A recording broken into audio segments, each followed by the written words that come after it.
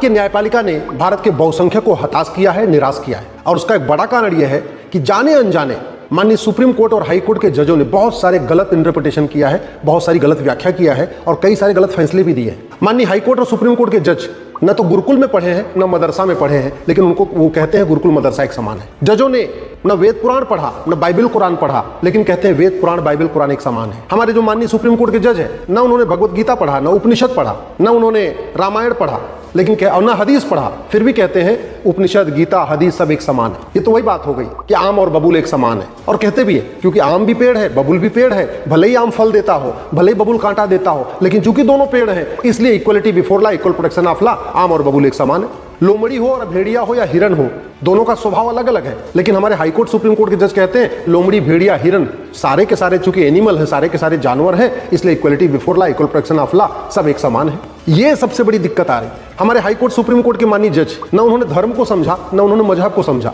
न उन्होंने मनुस्मृति में जो धर्म की व्याख्या है, हमारे उपनिषदों में धर्म की व्याख्या है, उसको कभी पढ़ा ही नहीं।